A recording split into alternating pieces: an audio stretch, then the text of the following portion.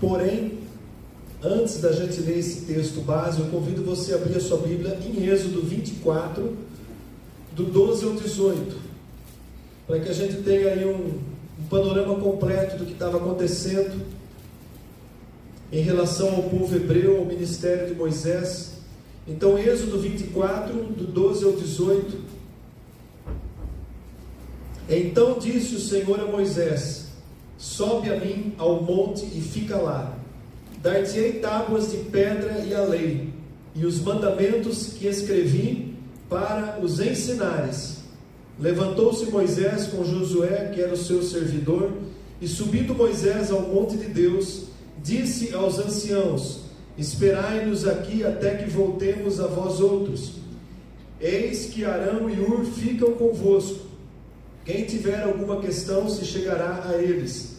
E tendo Moisés subido, uma nuvem cobriu o monte, e a glória do Senhor pousou sobre o monte Sinai, e a nuvem o cobriu por 6 dias. Ao 7º dia, do meio da nuvem, chamou o Senhor a Moisés. O aspecto da glória do Senhor era como um fogo consumidor no cimo do monte, aos olhos dos filhos de Israel. E Moisés, entrando pelo meio da nuvem, subiu ao monte, e lá permaneceu 40 dias e 40 noites. Esse é o texto que dá uma introdução à mensagem que a gente vai compartilhar. Deus havia estabelecido uma aliança com o povo hebreu. Os 10 mandamentos e várias leis civis e leis morais haviam sido estabelecidas. E havia um plano de Deus que deveria ser cumprido. Havia um propósito de Deus de estabelecer o tabernáculo, que era um símbolo da unidade, da comunhão de Deus com os homens. O tabernáculo representava a própria presença de Deus no meio do povo hebreu. Então Deus chama Moisés para subir o monte. E esses 40 dias em que ele ficou ali no monte, Moisés recebeu a lei, os mandamentos, tudo que ele tinha que transmitir ao povo hebreu. E recebeu também como deveria ser o tabernáculo, cada detalhe de cada utensílio, de cada parte do tabernáculo. Moisés recebeu tudo durante aqueles 40 dias que ele esteve na presença de Deus. E eu creio também que foi naquele momento, naqueles dias na presença de Deus, que Deus revelou para ele a Gênesis, a criação, os 5 primeiros livros da Bíblia, que a gente chama de Pentateuco, que são atribuídos a Moisés. Tudo isso que a gente tem, né, do começo da Bíblia, os 5 primeiros livros, eu creio comigo que foi naquele momento, nos 40 dias que Moisés esteve na presença de Deus. Ali ele recebeu instruções e recebeu ainda mais uma porção de autoridade, de sabedoria de Deus para cumprir o seu ministério junto àquele povo. Porém, 40 dias parece que foi um tempo muito grande para o povo, né? Moisés sobe e fica ali 40 dias na presença de Deus. E aí nós vamos para o texto de Êxodo 32.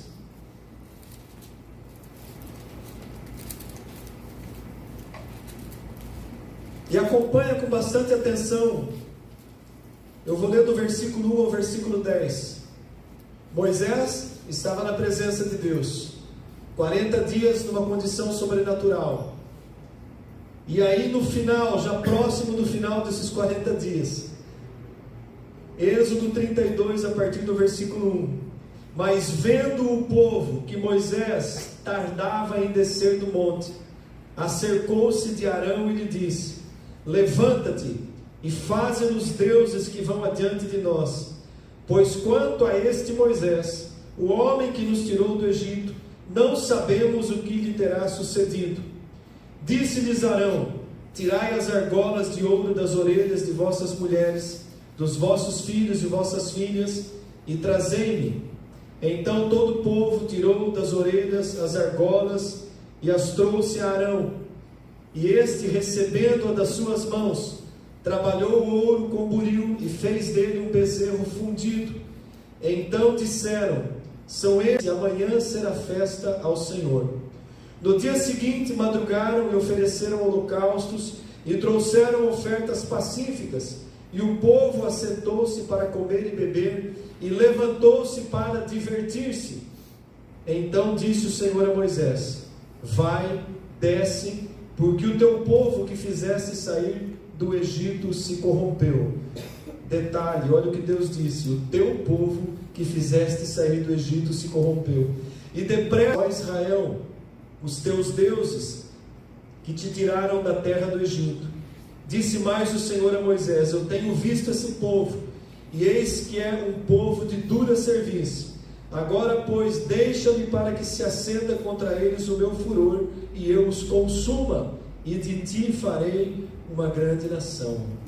Moisés tinha uma intimidade extraordinária com Deus. Deus falava com Moisés claramente, como eu estou falando com a igreja hoje. E naquela situação, Deus desejava destruir aquele povo. E de Moisés ele faria uma nova nação. E ele estaria mantendo a promessa da mesma forma, porque Moisés também era um descendente de Abraão.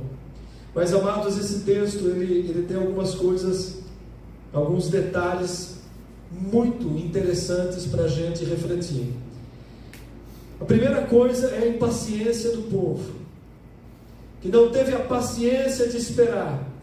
E revoltados, alguns líderes desse povo, eles vão até o sacerdote, até Arão, e eles dizem com desprezo: faz para nós um ídolo, um Deus, porque esse tal de Moisés, nós não sabemos o que aconteceu com ele. O teor da palavra que eles trocam com Arão era uma palavra de desprezo e intimidação ao sacerdote. Olha, nós não sabemos o que aconteceu com esse tal de Moisés, e nós precisamos de algo para nós adorarmos, algo visível, palpável, que a gente possa ver, que a gente possa tocar. E o que mais me surpreende, o que mais me causa constrangimento, é que Arão, o sacerdote, que tinha responsabilidade naquele momento, ele cedeu à pressão do povo, ele cedeu à vontade do povo. Jamais Arão poderia ter cedido à vontade daquele povo, mas ele nem questiona quando ele é pressionado. Imediatamente ele tem uma ideia. Ele pede para que o povo trouxessem as argolas e tudo que eles tivessem de ouro, os apetrechos que ornavam o corpo, coisas valiosas, preciosas. Arão pede para trazer, e ele funde aquele ouro, e ele com as suas próprias mãos, ele faz um ídolo, um formato de um bezerro. Lá no Egito, aquele povo estava acostumado à idolatria.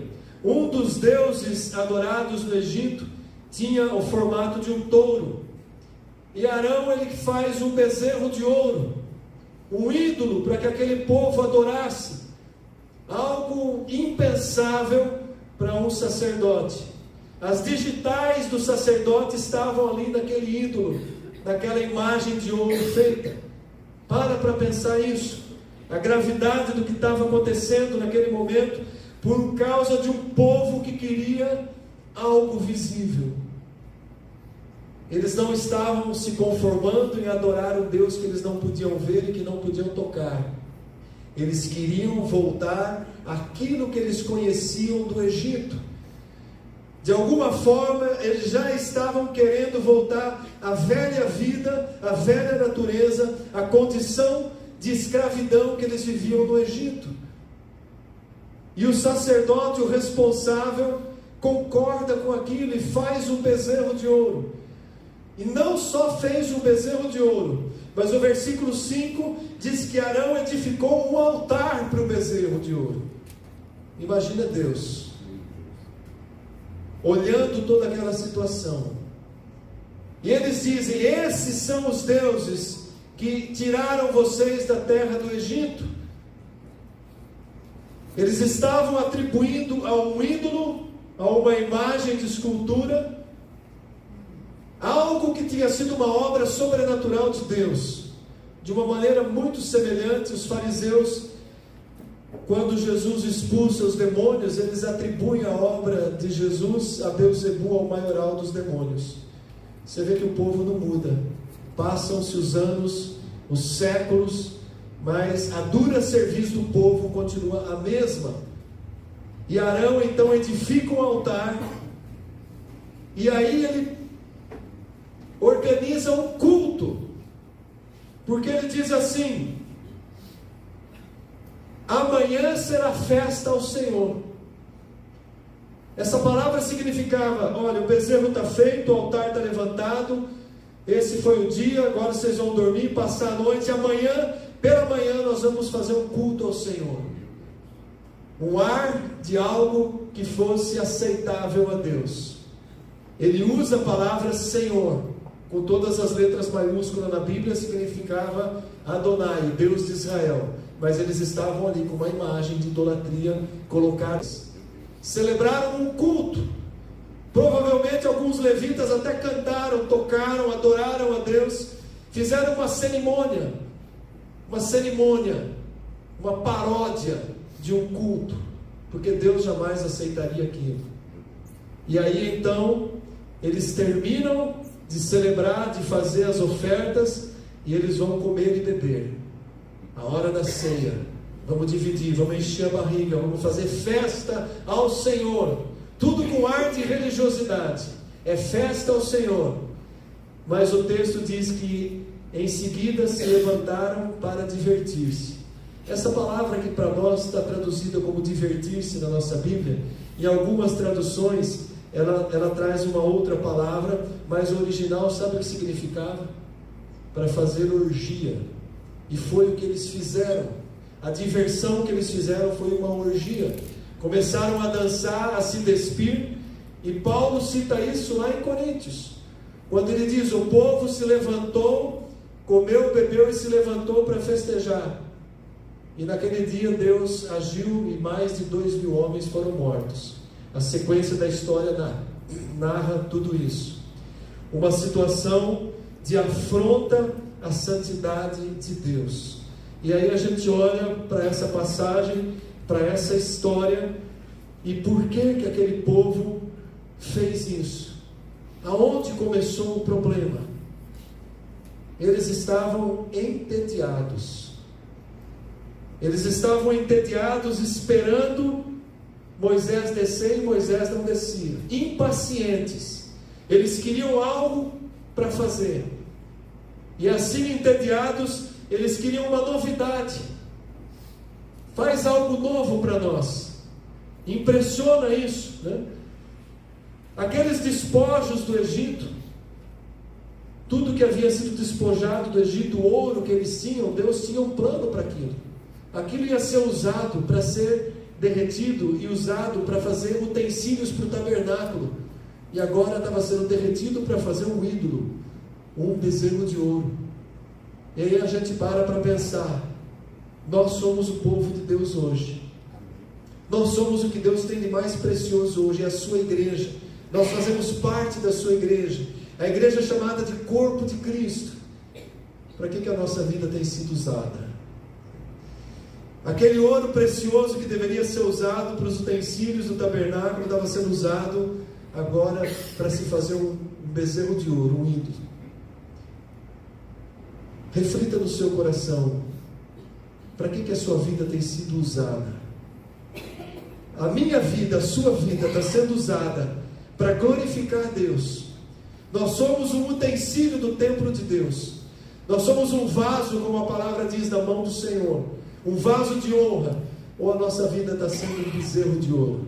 Eu estou sendo um bezerro de ouro, adorando a mim próprio, buscando satisfazer as minhas vontades, os meus planos, independente daquilo que Deus diz como deve ser. Esse é o ponto que a gente quer trazer.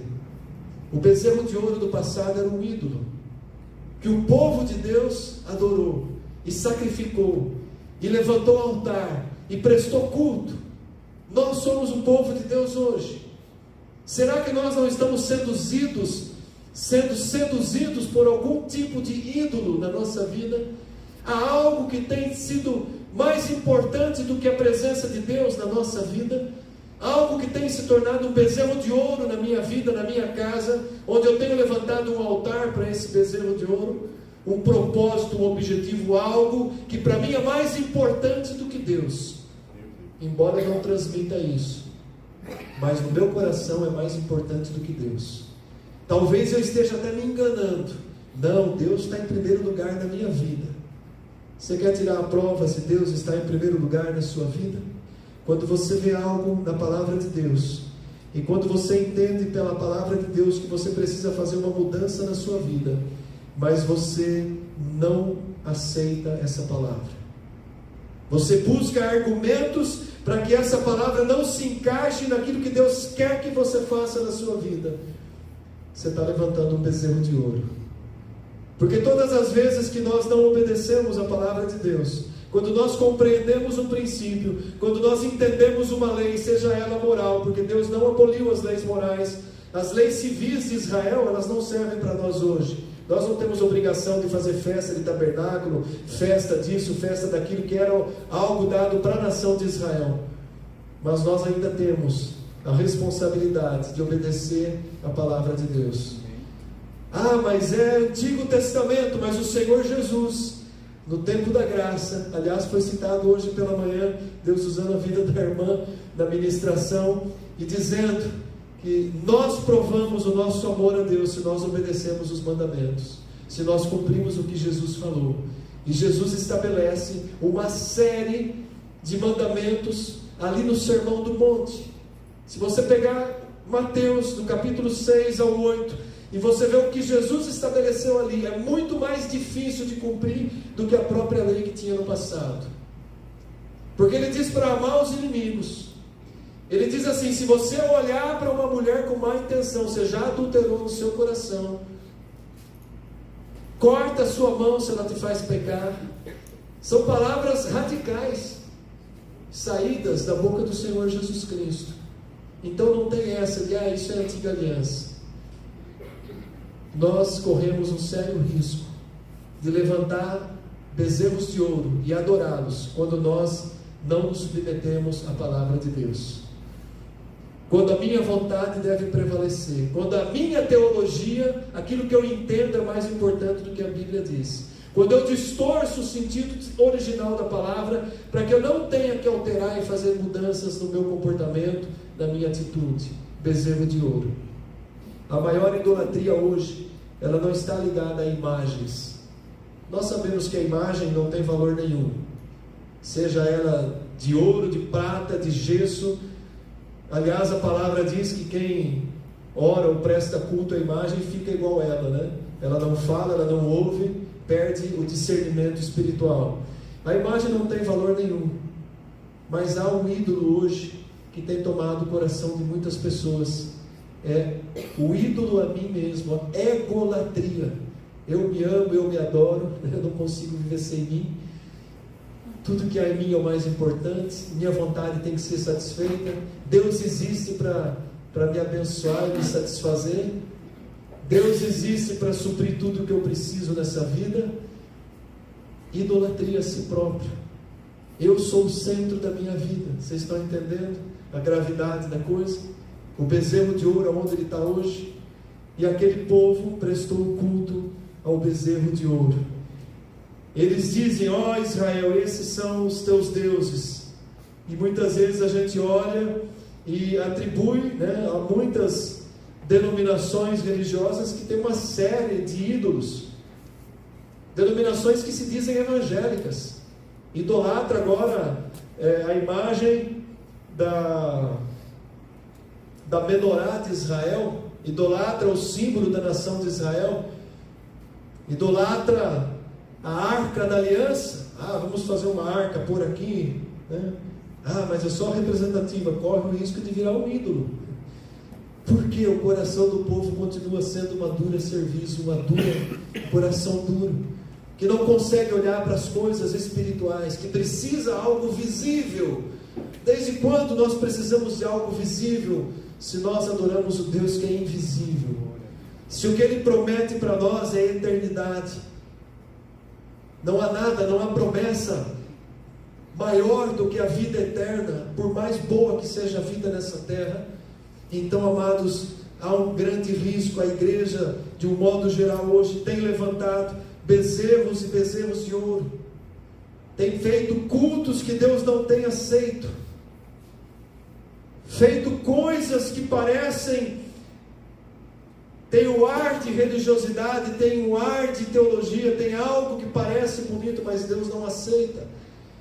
Oferta, adoração que não sobe à presença de Deus, porque não está feito dentro de um propósito, de uma motivação correta. Bezerro de ouro. Quantas coisas! O povo hoje não pode ser mais contrariado, tudo tem que ser feito para agradar a nação, ao povo. A igreja tem que ser agradada. Não se pode mais pregar uma palavra dura que corrige, porque então eu vou embora, vou para outro lugar. Aqui é só cajadada. A igreja do pastor fulano, não, a gente sai satisfeito. Vou começar a semana feliz da vida, porque eu sou a menina dos olhos de Deus, eu sou o filhinho querido do papai, eu sou o cristalzinho de Deus. Vai nessa, continua com esse pensamento, e vai caminhando para a porta larga, né? O caminho espaçoso que não cobra nada. Bezerros de ouro, amados. Mas vamos fazer algo diferente, o povo quer novidade, quer entretenimento. Tem que ter muito louvor, pouca palavra, porque a turma gosta de louvor, gosta de cantar. Bezerro de ouro. Vamos fazer algo diferente, vamos pintar tudo de preto, para deixar igual todo mundo está fazendo. Vamos mudar o nome para church. É mais chique, pastor. Bezerro de ouro. Pelo menos enquanto eu for pastor aqui, as paredes vão continuar de cor clara. Não faz sentido, amados. Vocês entendem o que está acontecendo? Os mais jovens, né? O pastor está ficando ultrapassado. Vocês entendem o que está acontecendo? A sutileza do bezerro de ouro nas denominações do que está acontecendo? Aquilo lá é feito para agradar o povo, não é para agradar a Deus. Não é para agradar a Deus. Se vai para um culto para ser agradado, não para você oferecer e agradar algo a Deus, está tudo errado. Está invertido os valores. A igreja está se transformando em algo para agradar o povo. Se nós tivéssemos muito recurso financeiro, o que a gente iria fazer? Investir em missões, mandar mais missionários para o campo. Nós somos uma igreja pequena, 166 membros no hall. Nossa arrecadação não é uma arrecadação grande, é suficiente, mas a gente tem mantido um casal de missionários da Turquia. Há um custo mensal, que é o dízimo, os 10% de tudo que arrecada na igreja, mais o que entra no envelope laranja. A igreja envia para missões uma média de 5, 6, talvez 7 mil por mês. E mantém um trabalho missionário. Se nós tivéssemos muito dinheiro, vamos pintar tudo de preto, vamos fazer algo diferente, vamos mudar a frente, vamos comprar e fazer um templo suntuoso. Igrejas milionárias, bilionárias têm feito isso. Para que existe aquele templo que a Universal construiu lá em São Paulo? Tem pessoas que já foram visitar aquilo. É um absurdo o investimento financeiro feito ali, para nada. Um grande bezerro de ouro, onde as pessoas vão e pagam para ver, para fazer uma visita. O dinheiro que podia estar sendo investido em missões, ou mantendo lares, locais de recuperação de dependentes químicos, de acolhimento a órfãos. Não, vamos fazer algo. Vocês estão vendo que o bezerro de ouro continua nos dias de hoje? Bezerro de ouro. Por que um pastor tem que comprar uma aeronave das mais baratas, né? 12 milhões? Uma igreja bem conhecida aí, que está na mídia. O pastor achou que ele precisava de um avião particular. 12 milhões. Era um King Air meio usado, né, Mateus? Não sei se você viu a notícia. É isso que vale mesmo? 12 milhões? Mais até, né? Mas lá estava divulgando. Se nós tivéssemos 12 milhões, onde a gente ia investir? O que a gente ia fazer com isso? Comprar um avião para o pastor? Por que o pastor precisa de avião? Por que o pastor não pode usar linha comercial? Eu fico abismado com esse tipo de coisa, amados. Eu citei tem vários, né? Com aviões muito mais valiosos. Para que tudo isso?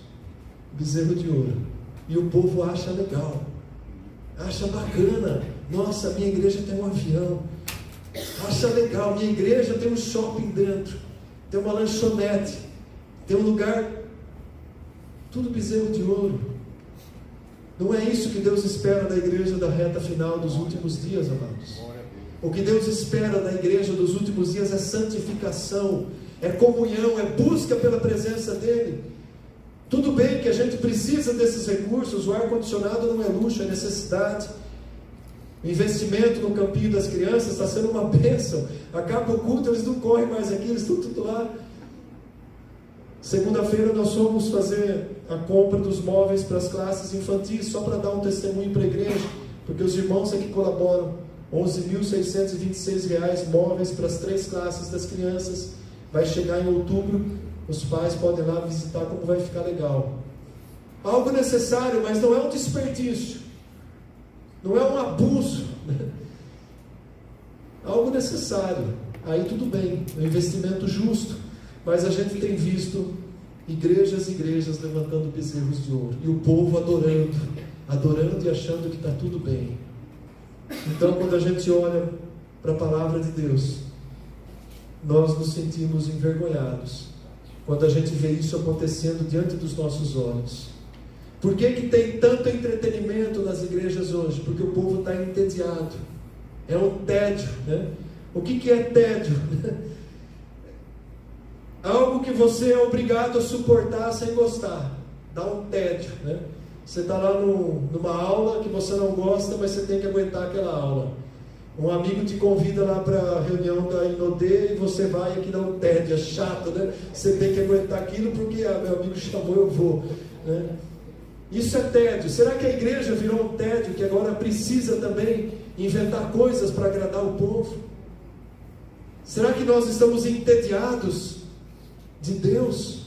O culto tem que ser diferente, vamos fazer algo diferente, senão vira um tédio e o povo vai embora. Se a palavra de Deus não for suficiente para atrair a nossa atenção, então nós estamos perdidos. Se a palavra de Deus não for suficiente e eu preciso de entretenimento, de outras coisas, nós estamos perdidos. Nós estamos naquela regra antiga de Roma: dá pão e circo que o povo fica bem. Então nós precisamos começar a olhar para essa mentalidade que está entrando no mundo, e não podemos deixar que essa mentalidade entre dentro da nossa igreja. Nós somos chamados para ser um povo de Deus. Nós somos chamados e estamos buscando cada vez mais intimidade na presença de Deus. Nós somos chamados para uma vida séria na presença de Deus. Então eu não posso me preocupar com o que estão fazendo lá fora. Quem quer ir a favor da correnteza vai. Aliás, no livro de Apocalipse diz lá que no final dos tempos, né, quem é santo, que continue a se santificar. Mas quem não é, o ímpio, que continue se afundando cada vez mais na lama, na sujeira do mundo. E nós estamos vivendo esse tempo. Ou há seriedade no nosso relacionamento com Deus, ou nós vamos entrar em pouco tempo, né, começar a cultuar bezerros de ouro, né? A pergunta que Moisés faz para Arão, quando ele chega e diz para Arão, Êxodo 32, versículo 21, o que esse povo te fez para que você trouxesse tanto mal sobre ele? A maior culpa é dos sacerdotes, a maior culpa são das lideranças das igrejas, porque Moisés pergunta para Arão, o que esse povo fez de mal para você ter feito o bezerro de ouro para eles adorarem? Olha a colocação, amados, como é diferente, né? O sacerdote, a liderança da igreja, é a maior responsável por aquilo que se oferece a Deus, porque o povo vai atrás. Eu imagino a grande responsabilidade que nós temos, eu como pastor, o conselho dessa igreja, os presbíteros dessa igreja, os diáconos, os que sobem no altar para tocar, para cantar, o ministério Intensidade, que é o que tem trabalhado para a nova geração da igreja, a grande responsabilidade que é manter a igreja dentro da palavra de Deus, não deixar que essas novidades entrem, né, que esses bezerros de ouro entrem. Porque a outra igreja está fazendo, nós vamos fazer também. Porque é bonitinho, deu certo lá, vamos fazer aqui também. Nós não podemos ir por esse caminho. Nós precisamos ter uma compreensão cada vez mais profunda da palavra de Deus, para que a gente não corra o risco de levantar bezerros de ouro. Nós estamos aí numa semana política, né? Próximo domingo tem eleição municipal. É importante que cristãos possam adentrar numa carreira política. Seria maravilhoso que cristãos sérios, comprometidos com Deus, se envolvessem e fizessem diferença. Mas tudo que a gente vê hoje são cristãos que usam a igreja, usam o povo de Deus para entrar na política e se corrompem lá. Eu sou totalmente contrário a alguém que tem um chamado ministerial, um pastor, ou alguém que está no ministério, se envolver com política. Nós não fomos chamados para isso. Eu sou a favor que hajam cristãos na política, sérios, que não se corrompam, para que façam diferença, mas a gente não vê isso acontecendo. A responsabilidade nossa como igreja, né? Orar pela nação, orar pelas autoridades, orar pela misericórdia de Deus, porque o que Deus tem feito já é juízo. A mudança climática, isso é porque a natureza foi atacada. A mudança climática é uma das formas em que Deus está exercendo juízo sobre o povo. E as pessoas não estão tendo noção disso. Quando Deus exercia juízo sobre a nação de Israel, era para fazer a nação se voltar para Ele. Quem sabe o povo passando aperto busca a presença de Deus. Então Deus mandava juízo, seca, né? Períodos terríveis para que o povo se voltasse. Deus continua usando isso. Nós estamos de repente passando por um período de juízo na nossa nação e a igreja não se levanta para clamar a misericórdia de Deus, para conclamar o jejum pela nação, por consagração pela igreja do Senhor. Então nós precisamos fazer algo, nós precisamos buscar de fato, se não pelo menos para nós aqui. Sabemos que o mundo está indo cada vez de mal a pior, mas nós somos chamados para o quê? Sal e luz do mundo. Eu e você precisamos fazer diferença. Aonde nós podemos influenciar com o bem, nós precisamos ser o canal de bênção de Deus. Não podemos permitir que bezerros de ouro se instalem nem na igreja, nem na nossa casa, nem na nossa vida pessoal particular. Que a gente possa olhar para a palavra de Deus todos os dias e buscar nela o direcionamento. Quando Paulo escreve para Timóteo, lá em 2 Timóteo capítulo 4, no versículo 3, olha o que ele diz aí.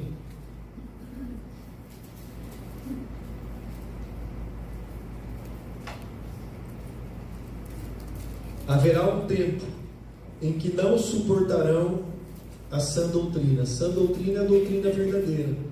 É essa palavra que ela penetra em nós como uma espada de dois gumes. A sã doutrina é a palavra que faz com que a minha vida seja transformada, se eu me submeto a ela. E Paulo escreve a Timóteo dizendo que haverá um tempo, e já chegou, em que não suportarão a sã doutrina. Pelo contrário, o povo, ele está se referindo à igreja, ela vai cercar-se de mestres segundo a sua própria cobiça. Há algo mais claro do que isso nos dias de hoje? A igreja tem buscado mestres, pastores que satisfaçam a sua cobiça, a sua vontade. Sentirão coceira nos ouvidos, se recusarão dar ouvidos à verdade e se entregarão às fábulas. É o que a gente tem visto, é o que está acontecendo. Então cabe a nós, né, a responsabilidade de continuar pregando a palavra, a sã doutrina, abrindo os olhos da igreja. Paulo diz aqui no versículo 2, prega a palavra, insta, insista, em qualquer tempo, fale, corrija, com paciência, com longanimidade a doutrina. Não podemos deixar bezerros de ouro serem fabricados, serem construídos. Precisamos ficar fiéis à palavra de Deus. Não podemos nos desviar, não podemos abrir mão. Quando Arão foi confrontado por Moisés, a resposta dele foi semelhante à resposta de Adão. Mas foi a mulher que o Senhor me deu. Mas foi o povo que me pressionou, por isso que eu fiz o bezerro de ouro. O povo precisa ouvir o que Deus está falando. Não pode ouvir aquilo que quer ouvir. Aliás, Saul também respondeu assim, né? Foi o povo, ao melhor nós sacrificamos para o Senhor. Deus não deu valor nenhum para aquilo que eles tinham sacrificado. Ele diz, melhor é a obediência do que muitos sacrifícios. Não adianta fazer sacrifícios, não adianta fazer campanhas. Se não há obediência à palavra, nada tem valor. A nossa fé, ela é provada na obediência à palavra de Deus. Eu provo a minha fé quando eu me submeto à palavra de Deus. Então, amados, que a gente possa a cada dia mais levar a sério a palavra de Deus, viver a profundidade da palavra de Deus, usufruir do que ela tem para nós de melhor. E o que Deus tem para nós de melhor é um caminho eterno, é uma vida eterna. Ainda que Ele nos abençoe materialmente, ainda que Ele venha suprir as nossas necessidades, ainda que Ele nos permita prosperar e desfrutar de muitas coisas boas, meu coração tem que estar voltado para o Senhor. Não posso de forma alguma me dobrar a nenhum bezerro de ouro, a nada desse mundo que venha a seduzir a minha alma, seduzir o meu coração. Por melhor que ainda seja a vida para alguns, não permita que bênçãos materiais se tornem bezerros de ouro na sua vida. Não coloque como objetivo na sua vida bênçãos materiais. É tão claro quando Jesus diz, busque em primeiro lugar o reino de Deus e a sua justiça. As demais coisas, tudo que você precisar, vai ser acrescentado. Não precisa correr atrás das bênçãos. Quem anda na obediência, a bênção te acompanha. Bondade e misericórdia do Senhor certamente me seguirão. Tem até um cântico, né, agora. Elas nos seguem, a bondade e a misericórdia de Deus seguem aqueles que são fiéis ao Senhor, obedientes à palavra. O grande problema é que quando a gente coloca como objetivo, por exemplo, estou dando um exemplo, prosperidade financeira, porque eu quero ser rico, eu quero ter um bom emprego, tudo isso é bom, mas se isso for o teu objetivo, e se você busca Deus por causa disso, você tem um bezerro de ouro na sua vida. Busque sem deixar de que Deus seja único Senhor da tua vida, prioridade absoluta, minha comunhão com Ele, meu relacionamento com Ele. O que eu faço para glorificar Ele. O meu trabalho, o dinheiro que eu ganho é para glorificar a Deus. O meu ministério, o que eu sigo é para glorificar a Deus. A minha família, o momento de festa, de entretenimento é para glorificar a Deus. E assim é que tem que ser. Hoje a gente fez uma pequena festinha lá em família, né? Um bolo de aniversário, um churrasco. É bom, lógico que é bom, mas aquele momento eu consagrei ao Senhor antes.